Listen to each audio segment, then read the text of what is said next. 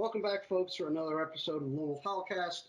We're going to put all joking aside tonight due to the critical nature and how fast things are changing in Ukraine. We thought it best if we just do our podcast tonight, leave all of our flaws in instead of, the week or two it takes us to get through editing. So we're just going to jump right into it. Hopefully, Tiral and I can keep our heads straight and keep the noises to a minimum. And we'll get this out to you as fast as we can, folks, as bleeding edge as we possibly can. So, Tiral, you asked me to put this one out tonight. So what's on your mind? What's going on? I think we should do the emergency pod to talk about history in the making. Clearly, we have a situation in Europe that's also a situation in America because nukes are involved. And, obviously we're talking about the invasion of Ukraine. Today is, depending on where you are in the world, either the third or fourth day of the invasion. For us, it's the third day, but for the Ukrainians, it's the fourth. Tonight is going to be an incredibly important night for the Ukrainians because the Russians are making their hardest push into Kyiv, the capital of the country. And depending on how the Ukrainians resist, we'll find out tomorrow morning if they have a country or not. The only thing I beg to differ on with that is that they've been dealing with it for 6 years since Russia annexed Crimea and the eastern side of Ukraine in, more than 6 years, 8 years, 2022. Yeah, 8 years. So technically they've been dealing with this invasion now for 8 years, with Russian sympathizers creating false flag events, to generate, air quotes, reasons for Russia to do something about security in the area. I'm rolling my eyes as I say that. Well, the thing is, Ukraine is a massive country, and it's more long than it is tall. The eastern side, which is having the problems with the Donetsk region and the Luhansk, those are the two breakaway regions that the Russians are basically causing. Kyiv and a lot of the other cities, they're so far away from the frontier. Right, they're very on the west side of Ukraine instead of, near the eastern border. Right. You know how we have the Mississippi? Almost to Poland, almost. Correct. So you know how the America is separated by the Mississippi River? Mm-hmm. We have east of the Mississippi, we have west of the Mississippi, and St. Louis is the one that is the gateway to America. The Ukraine has a river called the Dnieper River, and that bisects the country into two. And on the west side, which is Kyiv, Odessa, and a couple other cities, major cities, they're west of the Dnieper River, and they're markedly richer, cosmopolitan, more Western, more classical European, cosmopolitan, trying to be modern. You get east of the river, and now you're talking more like Russia, and there's much more Russian speaking and Russian living and people who identify as Russia, and there's a whole lot of history. I don't know how interested Lone Wolf is, but I can get into it. But think of it that way, like the west coast, east coast of America, there's east of the Dnieper River, and there's west, and the western side is much more like Europe, and the east is much more like Russia. Right. Well, Ukraine in that whole section used to be Eastern Bloc countries of the USSR. Right. What amounts to a dictator pulling a tyrannical move to annex a country that broke away from the USSR when the USSR failed in the 80s. Mm-hmm. When the Ukrainian went for independence, and part of their independence was saying, here's our nuclear weapons, promise us you won't attack, and Russia agreed to that, and now they're reneged. If the Ukraine had nuclear weapons, I don't think Russia would be attacking. All right, but Ukraine doesn't. Ukraine doesn't because it gave it away. And to be fair to the Russians, imagine if America separated. So let's say Texas seceded or California seceded, and America had nuclear armed silos all over Texas. Texas seceded, but just because they became their own place doesn't mean they can actually use those nukes because America has the launch codes and Right. America has Codes and they're locked down. There's all sorts of firewalls and security in the way. I got you. yeah, and soldiers and the training and all that. So it was like Ukraine technically had these nukes, but how much they could do with them was up to question. So it was kind of like, and also like nuclear weapons take a lot of money to maintain Right. and And keep. keep it safe. Yeah, it takes a ton of money. And the Ukraine at that point, like the rest of USSR, when everything fell apart, their economies were dirt, like just into the ground. So they didn't have the money for those nukes. They could use those nukes, but it would take a long time and a lot of like figuring it out, getting through security, reverse engineering. And so for them, that trade was actually good, and the Americans supported that trade. The Americans were the ones who facilitated the transfer of nuclear weapons from Ukraine to Russia. So whenever you hear the Russians talk about how, this and this historical stuff or whatnot, they had agreed to leave Ukraine alone. They, the nuclear bombs that Ukraine transferred, those were expensive. I mean, looking now, like they should have kept them. America might have been able to like help them figure out how to use them or help Right. them store it. But now, that's woulda, shoulda, coulda because It's too late. Way past the point of no return now. yeah, yeah.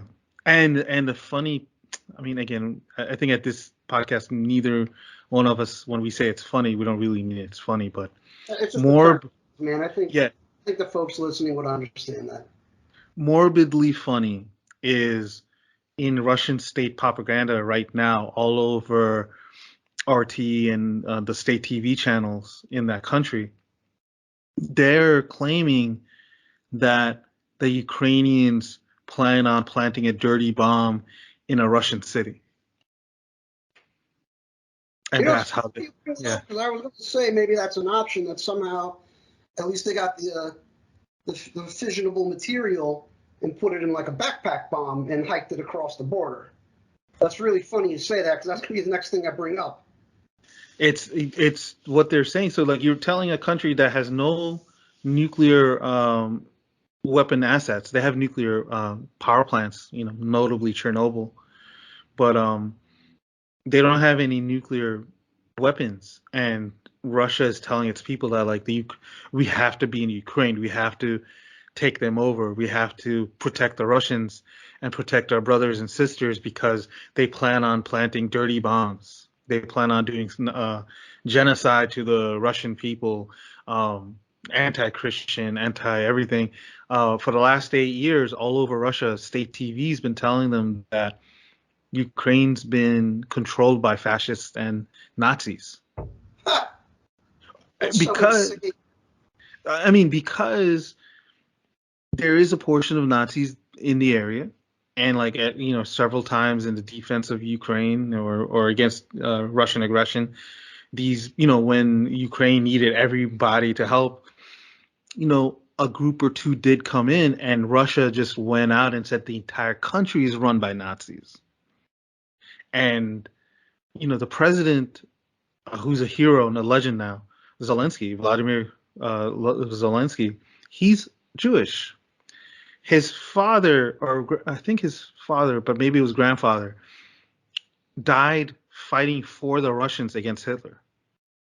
Wow. So so you're saying that so the level of propaganda, state mind control going on in Russia and is so intense. It's hard for us as Americans to even wrap our heads around it.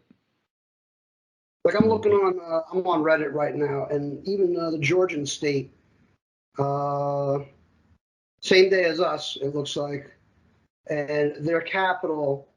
There's pictures of the capital streets are just thronged with people protesting Russia. Even in Russia, there's protests, and I can never stand the sending, thoughts and prayers nonsense, because that doesn't fix anything. Even protesting here in the States isn't going to do anything. Russian citizens are out in the streets protesting the tyranny of Putin. Those are the people that are at serious risk of disappearing and never being seen again, because the guy has managed to stay in power for the past 20 years by switching his title between president and premier, but even as the premier, he was still running everything. So like, even his own people are like, this is madness. Why are we doing this? So let's count the ways of what happens to a protester in Russia. Whatever your life is, they will take it away. Meaning, it looks like a field day for what happens here to the blue-haired protesters with their Antifa flags, right? So I'm sure. Go ahead. I interrupted you, Tiral. My bad. But I'm sure it's a horrific experience that involves a shitload of torture, threats to your family, and you don't make it out alive. I'm guessing, right? Well, it depends on how extreme they want to take it or how extreme of an activity you did. It depends. But in general, they operate in terms of making an example out of you. So you're more valuable alive than dead, because the point is to scare people. So how do you scare people? If you're a student and you get arrested for protesting, the Russian university you attended to no longer has a place for you. If you're employed by a state institution or not, you'll lose that job. If you are unemployed and you have an apartment, you're going to lose the apartment. You're going to get kicked out of that building. They will ruin your life in a very visible way. And it's coming. Even if you're released from prison the same day, they have your name down. They'll get you. Like they know where your family is. Yeah. Some part of your life is going to be taken away at a minimum. That's just the minimum. That's not like because you killed somebody or you try to burn down a building or nothing. There was a kid last week or 2 weeks ago who went to burn down a FSB headquarters that was in a Minecraft server, and he got put into prison for 6 years. By the way, folks, just for the sake of clarity here, the FSB is the new shiny, smiley name of the KGB. It's the same exact guys. Right. It's the same exact tactics. They just changed the name. Yeah, it went from KGB to GRU to FSB. Yeah. Yeah, but it's the same organization same with people. The same top tier guys in charge, Mm-hmm. and their same tactics and methods employed. Right. And they run the country. The military is scared of them. The business community is scared of them. Regular citizens are scared of them. And they answer to one man, as Vladimir Putin. Yep. So, you might hear or you might read in several spots that, like, oh, the military, if Putin goes too far, the military is going to put a bullet in his head. There's going to be a coup, this, that, or the other. Like, not because he runs it. He runs the show. He hollowed out the entire government. He hollowed out the society. And when you have the secret police on your side, let's say you are a general and you're thinking about something like that, they'll get you. Or if they don't get you, they get your family. Right. So you have to stay in step with the party line, because you and or your family are going to disappear and or die. Yeah. Or lose everything. It's almost North Korean, really, is what it is over there in Russia. Despite the glitz and the glamour and the westernization after the fall of the USSR, the whole back end of it is still, a North Korean style dictatorial government. In some ways, North Korean is crazier because it's much more of a personality cult. Mm-hmm. It's much more like a religion and things. With Putin and his people, they don't really care what their population thinks of them. Right. There's no popularity polls or, points Nothing. up or down in the polls like we have. Yeah, they don't care that you don't have a picture of Putin in your living room. Whereas in North Korea, it's mandatory you have a picture of each Kim dictator on your living room wall. Like, there's no thought, anything of it, because this is the oil curse. I mean, the entire economy is just basically one big oil and gas station. And rare Like, elements too, out of Russia. and rare, but right, it's extractive, and you don't really need people for extractive abilities, extractive activities. So if your entire economy is running off of just pulling things out of the ground, you get machines and you just keep them going. You don't really care what your population is doing. So the Russian population is a distinct entity than the Russian government. Like, everything me and Lone Wolf are expressing, we mean no disrespect to Russian people, Right. because the Russian people are completely separate. We're not bashing the people. We're bashing the tyranny that is this one guy running the entire country. Yeah. Hey, the people don't want the war. They don't want Putin. They don't have a choice. They tried protesting. They got their heads kicked in. They lost people. People just disappear. It's a completely different thing. So Putin doesn't care at all what his own population thinks of him, and the people underneath him don't care. And just one of the big signs of how crazy things are is the Ukrainians actually didn't think invasion was going to happen. So when it happened, it was a massive surprise, including their president. Up till 3 days before the invasion, he was chiding Biden for saying that Russia is going to invade. Russia's not invading. Everyone stay calm. That was 3 days before the invasion by the president Zelensky of Ukraine.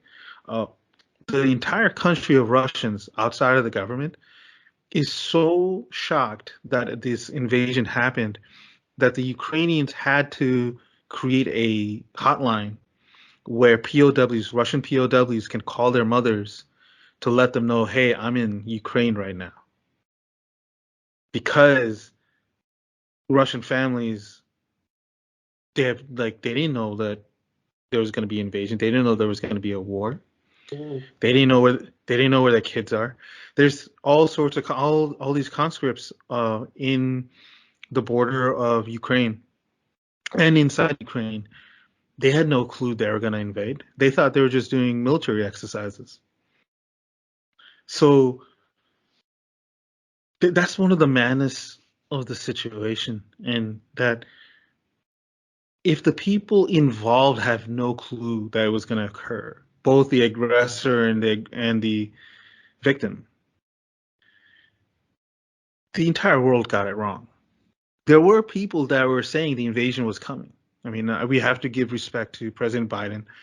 We have to give an insane amount of respect to the American intelligence services, which are showing up to be the greatest in the world, to be honest. We might not be good at protecting our own assets, but when it comes to attack time, the Americans are just signal, like figuring out what people are saying, what they're doing, catching data, catching, war plans. Like, the American intelligence services, I mean, maybe later we can get on it once we cover more important things, but the number of successes they've had in the last 2 weeks is incredible. So did most people get it wrong? Absolutely. Did most people not see this happening? 100%. But not everybody. Who didn't get wrong? Boots on the ground, man. How many TikTok videos and Snapchat videos and stuff were being posted on the web of like, holy shit, here's Russian troop carriers rolling through my town right now.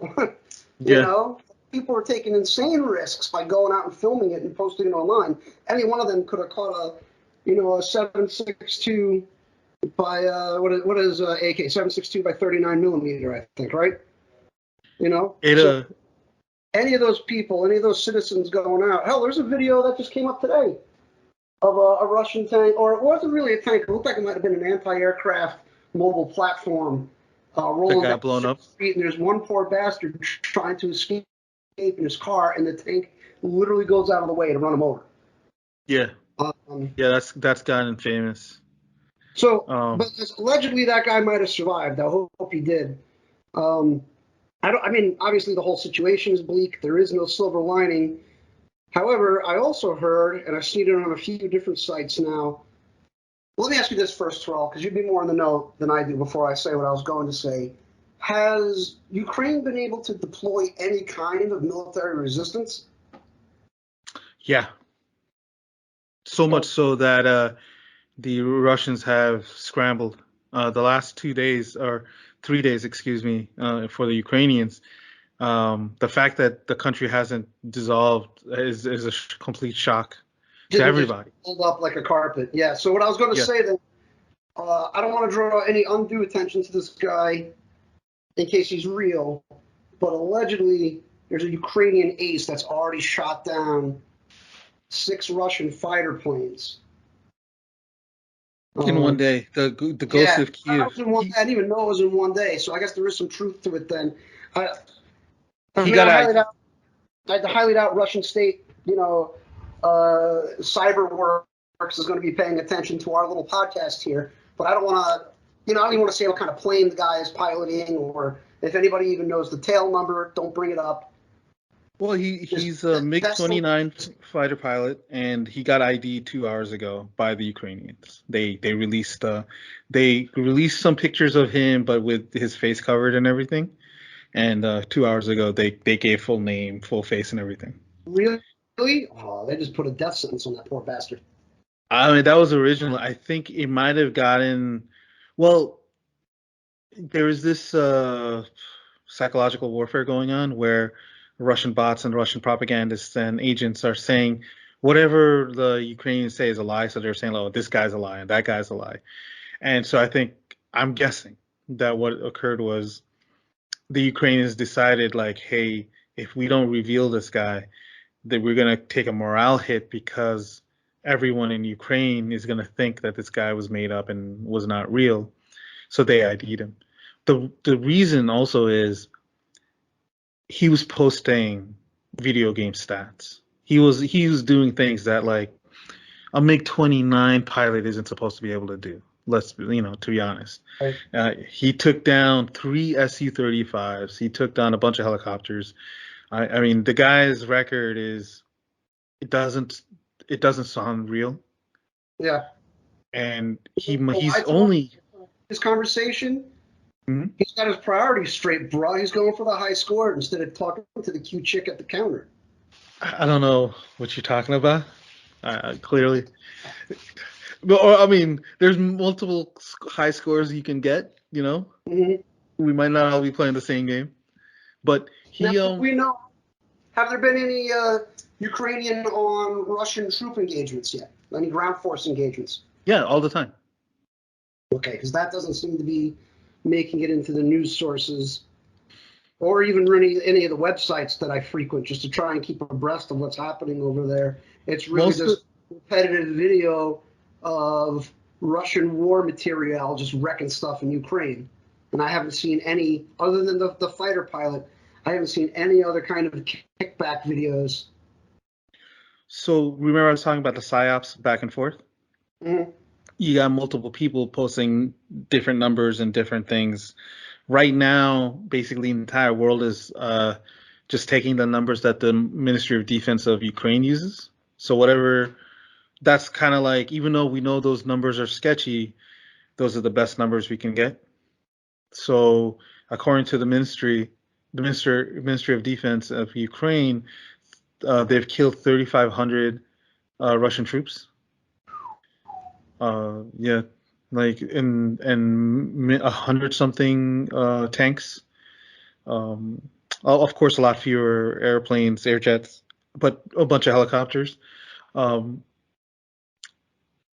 the Ministry of Defense of Ukraine doesn't want to talk about how many Ukrainians have died, and the sad and horrific truth is it's a multiple. It's maybe it's a multiple of five. Like for every one Russian dead, five Ukrainians have died. Maybe it's three. We don't know yet, and we probably won't know for a year or two. We also, But I don't yeah, know. I'm sorry to keep interrupting you, Thrall, but I just have a whole bunch of questions coming to mind, and I don't go want to for it. forget them. But we also, or at least I don't know what the disparity is between Russian military training and Ukrainian military training. Like Russia Historic. has Spetsnaz and other black ops groups that I don't even know the name of. I don't know what Ukraine has. So historically speaking, during World War II, the best soldiers in the Russian army were Ukrainian.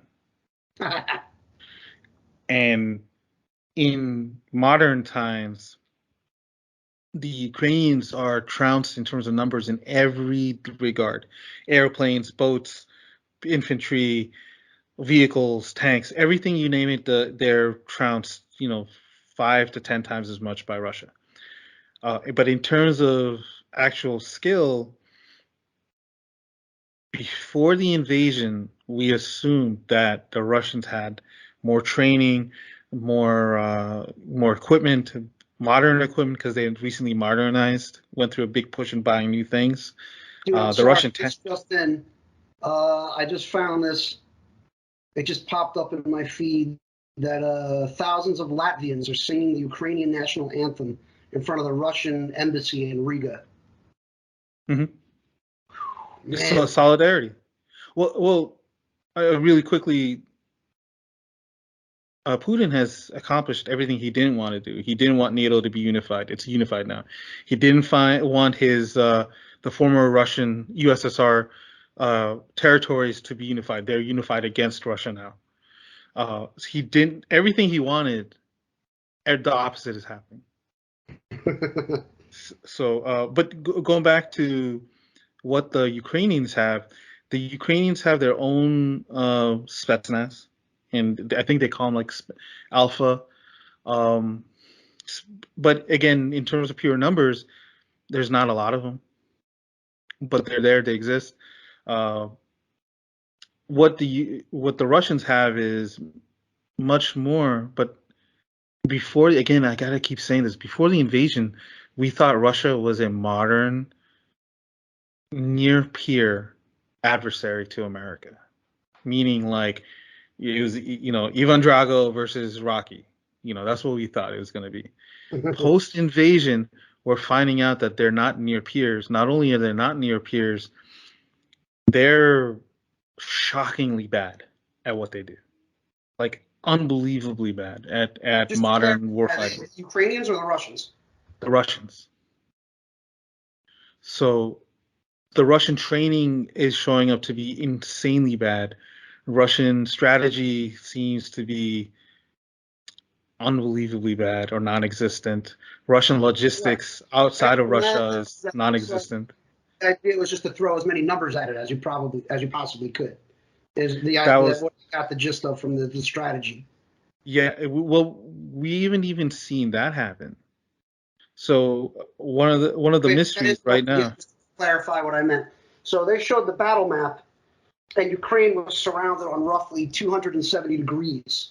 The only border that did not have Russian troops waiting for the go was on the Polish border. So I just figured, you know, this was Thursday morning, 6 a.m. is when the invasion started. Wednesday night, I was like, wow, this is happening pretty damn soon, and Russia's just going to come in from three different quarters, you know, and just wrap it up.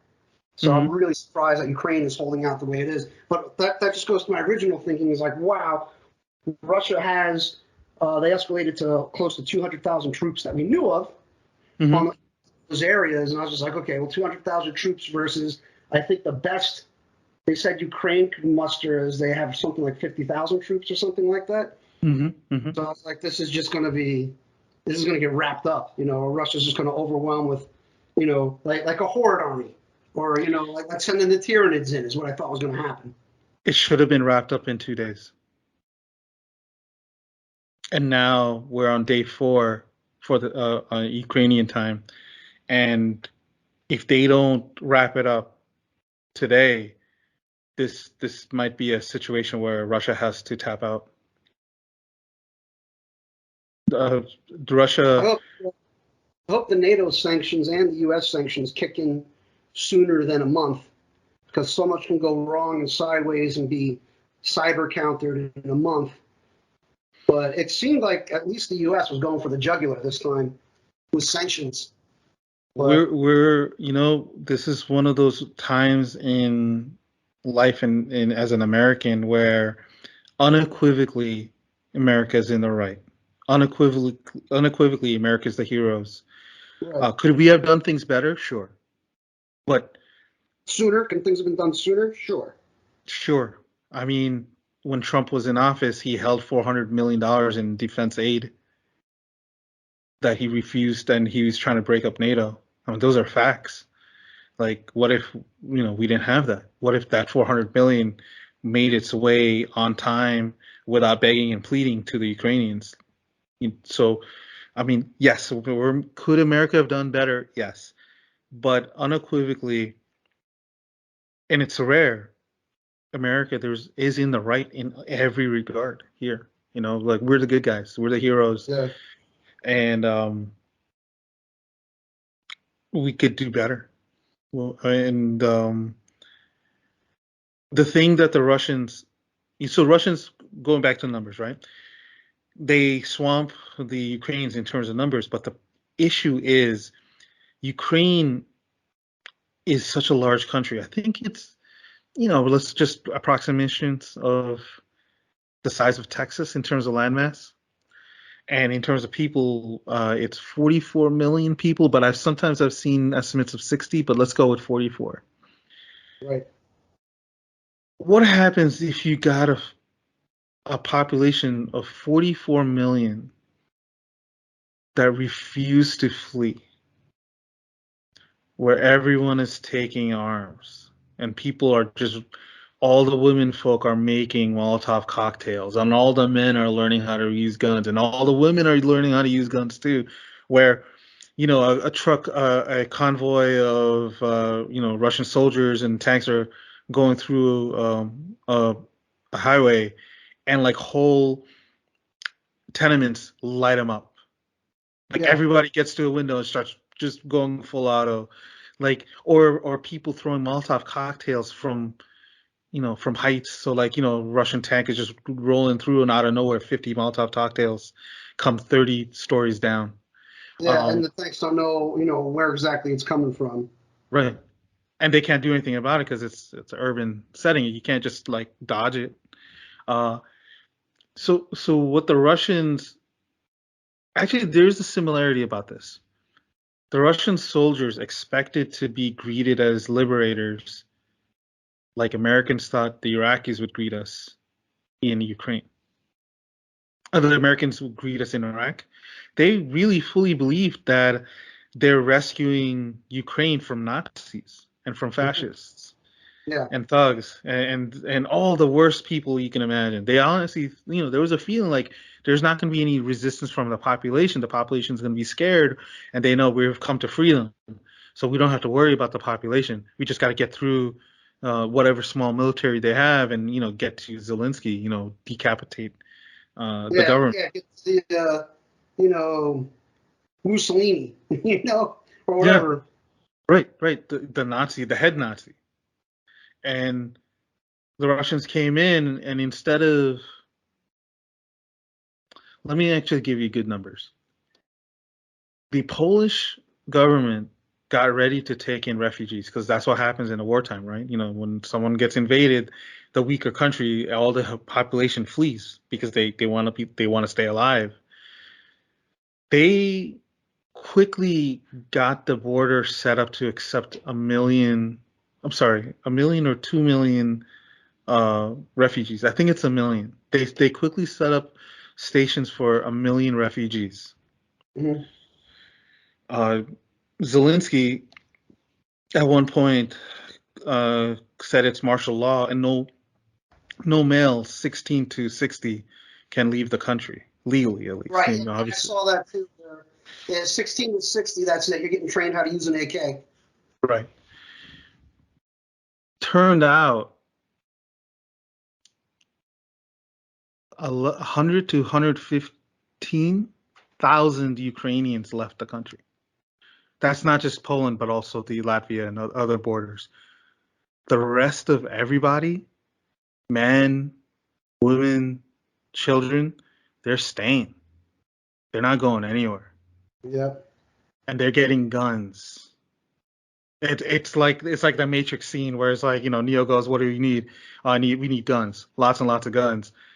Americans, the Germans, the rest of Europeans, Finland, they may not be sending troops in, but they're sending in guns. So basically, the Ukrainians are running on full auto. Ammo is infinite. Like everybody's getting a javelin. You want a javelin? Everybody gets an anti-tank javelin. Everybody. Look under the chair. There's a javelin. Yeah. Dude, Yeah. javelins are the bane of any kind of military helicopter too. Yes. They're not spray and pray. You lock on like a video game. You press go, it goes, and then you run away. Like it is. You don't need insane training to run a javelin. The biggest problem. The javelin, it goes up and then comes down instead of flying at you on the same plane that you're on, where you may have a modicum of a chance to dodge.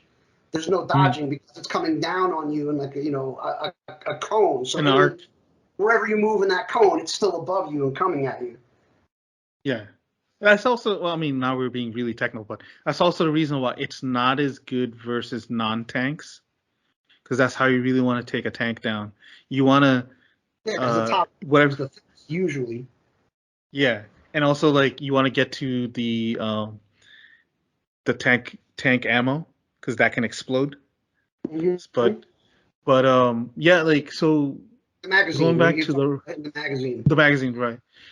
So, but going back to the Russian expectations, they thought they were going to swarm the Ukrainian military, and it turns out you got to swarm 44 million people. Because everybody's standing for their homeland, which is phenomenal. The president, who was a comedian before he became president, it tells NATO, who goes to him like, "Hey, we can take you and your family home or to Europe," and he goes, "No, the fight's here. I need ammo, not a ride." That's one of the craziest lines. I remember his quote, and you nailed it. I thought he said something like, I don't need sanctions, I need ammunition. But yeah, he's like, I don't need a ride, I need ammunition. That's what he said. Yep. It's going to go down as one of the most badass lines ever uttered by a politician. I hope he survives, man. I hope he makes it through this. I really sincerely hope he survives. And then he can go online, and just be like, F you, Russia. He's set for life. Suck it.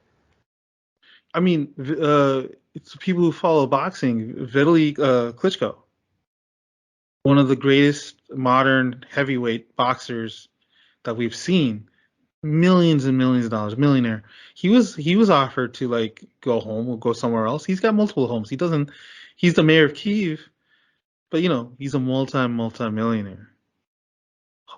That guy said, "No, give me a belt-fed machine gun. I'm out here to fight for my city." Oh, you know what, dude? We were talking about the Ukrainian ace. It just popped up on our Titanfall. Oh yeah, they got ID'd. We're doing the Viper quotes. Voodoo 1, Ghost on the Station.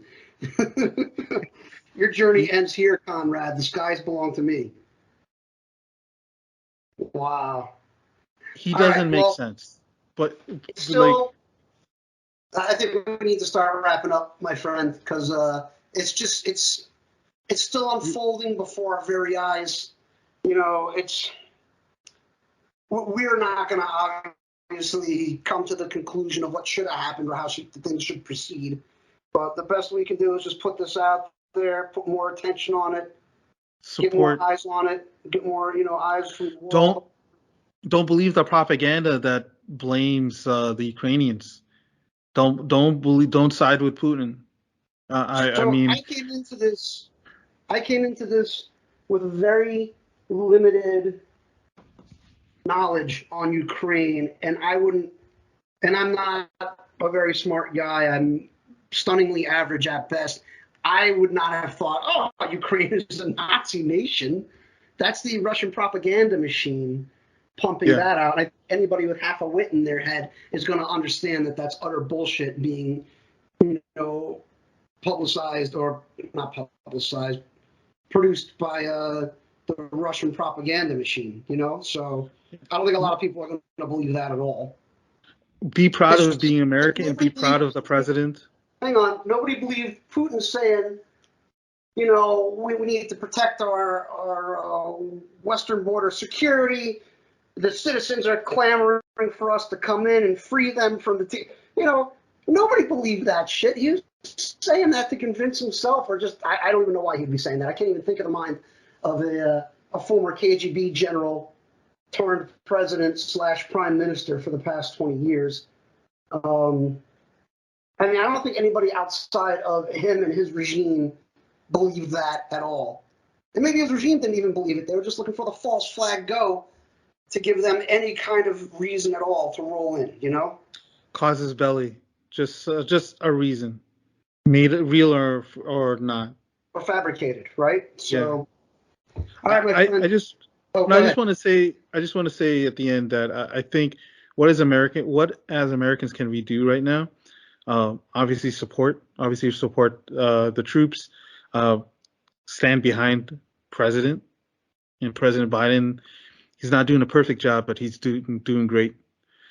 Stand behind what is real and what real information is. If there's a lot of propaganda that's going to be targeted to America, telling you something different, that like Putin is right. No, we have to, as Americans, we have to stand for democracy, for the free world, for rules and like order. We have to support our government. We have to support our government coming to the aid of the Ukrainians. And if this thing can escalate, this can really lead to World War III. It can even lead to nuclear warfare. Don't fall for fake news and propaganda. Don't fall for the Tucker Carlsons of the world. Don't fall for, the shit part of Fox News. No, it's very serious. Fox News is one of the worst news sources you can go to for anything anyway. But I mean, I honestly think like after this is over, there's going to be a reckoning where the security apparatus has to start looking at some of these people and wonder like, okay, who's your handler? Like, who's paying you to say these things? Why are you saying these things? Yeah, there's probably going to be some deep dive investigations as to, why are you perpetuating, this propaganda that supports the enemy. The enemy, the adversary. Yeah. So I think it's, we as Americans, like, we're not safe. We're being targeted constantly. We have to be behind democracy, behind the free world, behind law and order, and it's only through unity that the entire Western world and the world itself is going to get through this. All right, let's wrap it up there for now, my friend. Again, the situation is unfolding before our eyes. So that's, I think, as much as we can say right now. We should definitely have a follow-up once there's more intelligence out. It's not just more intelligence, more verified, like once the fog of war goes down. Well, that's what I meant. Like, yeah, more verified troop movements and what's been taken, what's been destroyed, what's been pushed back, etc.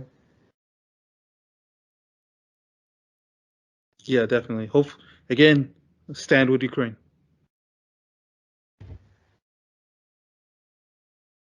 All right. I think just for this one, I'm not even going to bother with the video editing, folks. It's just you're going to be staring at the Ukrainian flag while you listen to LoneWolf and Tiral go at it right now. So with that in mind, I'm not going to say thoughts and prayers because I don't believe in any of that, but at least best wishes and hope for Ukraine. That's really all I got. All right, folks, continue the conversation in the comments. Let's keep this going. Let's get eyes on this. Everybody have a good night. Be safe.